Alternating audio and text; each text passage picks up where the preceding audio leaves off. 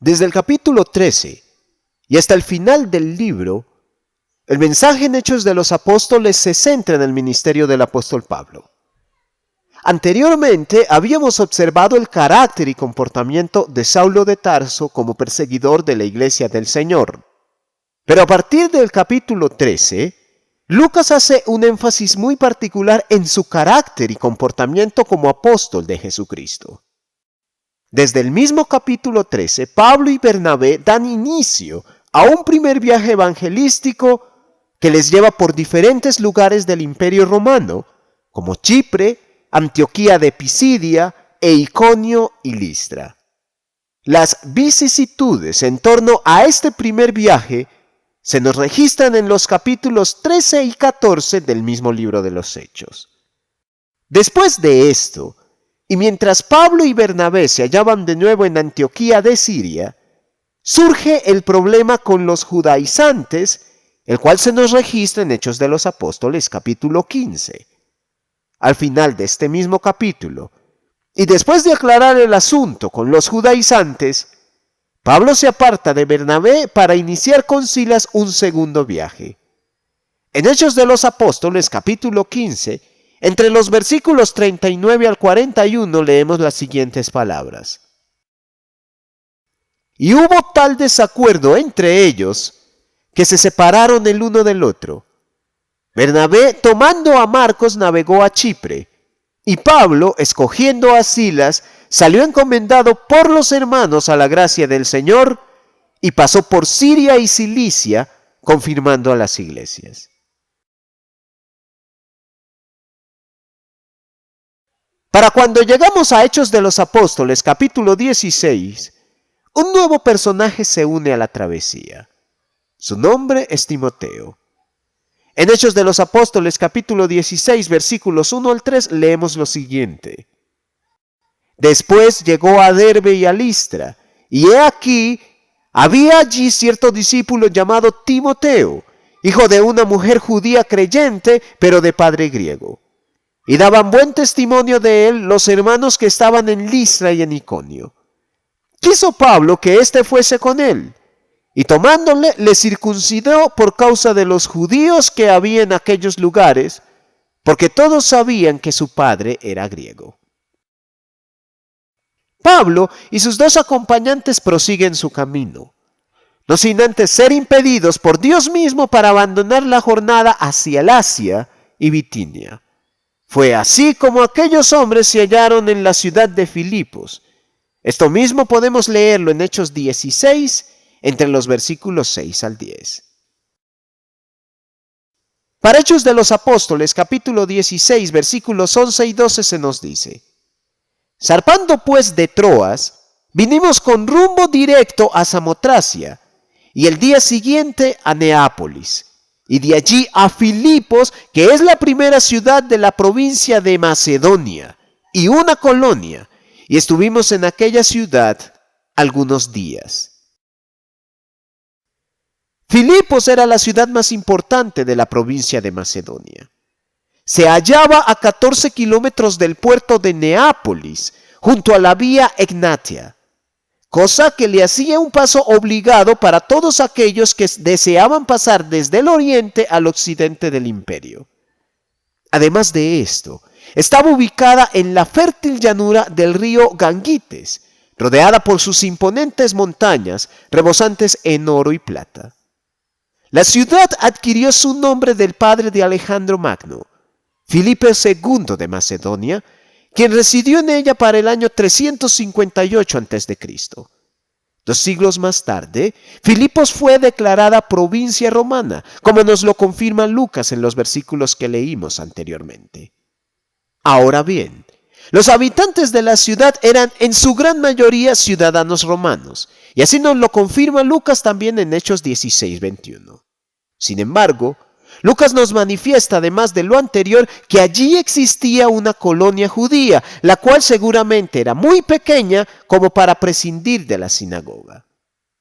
Esta era la ciudad a la que llegaban Pablo, Silas y Timoteo, pero también era la ciudad de nuestro personaje de estudio, Lidia, la vendedora de púrpura. En Hechos de los Apóstoles, capítulo 16, entre los versículos 13 al 15, Lucas escribe: Y un día de reposo salimos fuera de la puerta, junto al río, donde solía hacerse la oración. Y sentándonos hablamos a las mujeres que se habían reunido. Entonces una mujer llamada Lidia, vendedora de púrpura, de la ciudad de Tiatira, que adoraba a Dios, estaba oyendo. Y el Señor abrió el corazón de ella para que estuviese atenta a lo que Pablo decía. Y cuando fue bautizada y su familia nos rogó diciendo: Si habéis juzgado que yo sea fiel al Señor, entrad en mi casa y posad. Y nos obligó a quedarnos. Lucas nos informa primero acerca de las características propias de Lidia de Filipos.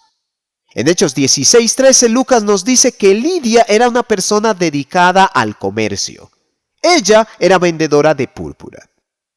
La púrpura era el tinte que se obtenía a partir de un marisco llamado murex.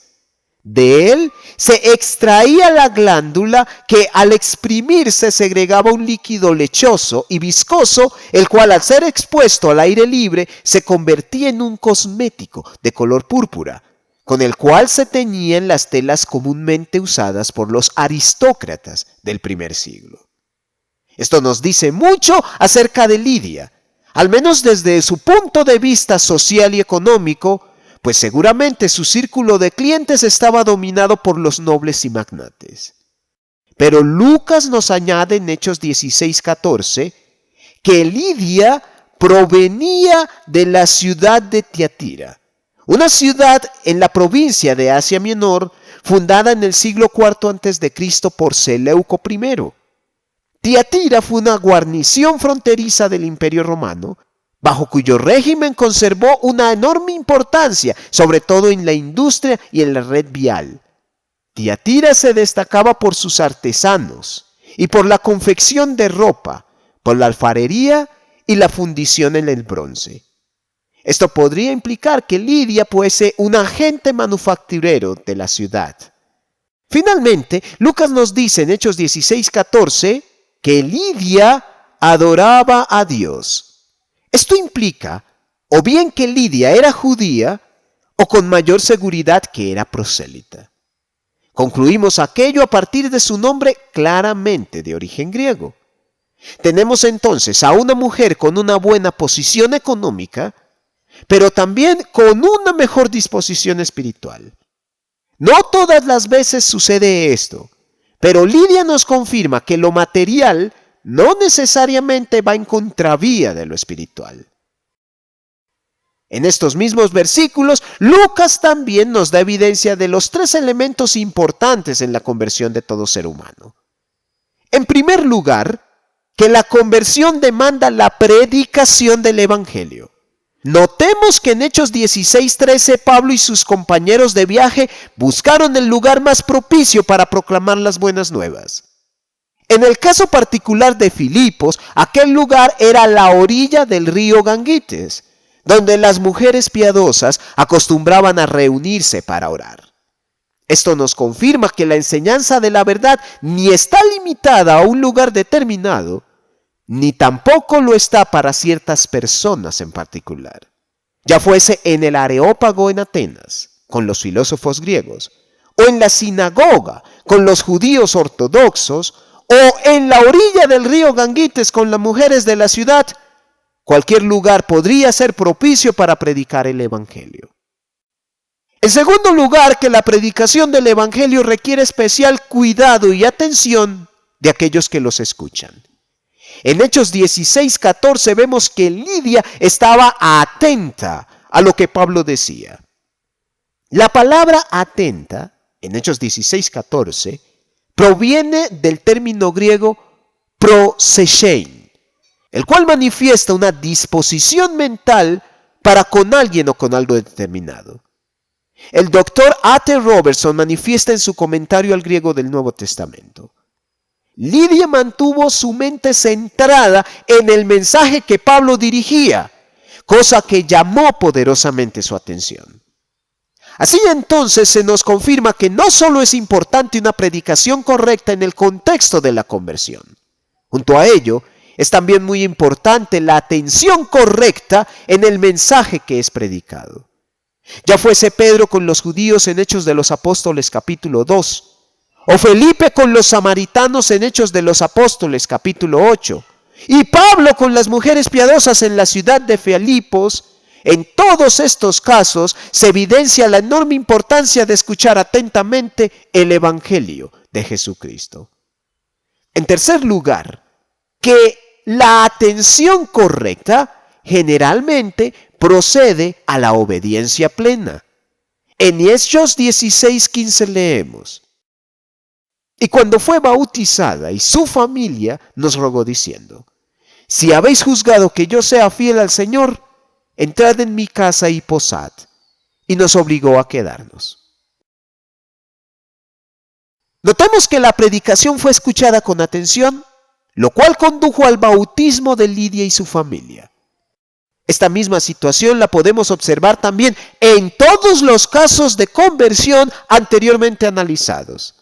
Haya sido los judíos en Hechos 2, los samaritanos y el eunuco en Hechos 8, Saulo de Tarso en Hechos 9 o Cornelio en Hechos 10, todos y cada uno de ellos fueron bautizados en el nombre de Jesucristo después de haber escuchado con atención las palabras del Evangelio.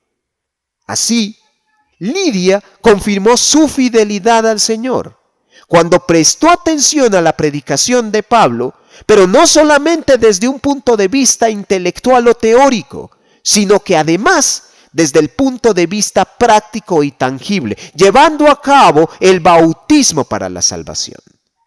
El bautismo de Lidia y su familia abre la puerta del Evangelio a Europa y con ello al resto del Imperio Romano. En nuestra próxima lección estaremos analizando el caso de conversión del carcelero de la ciudad de Filipos. Muchas gracias por su amable atención. El Señor nos continúe bendiciendo.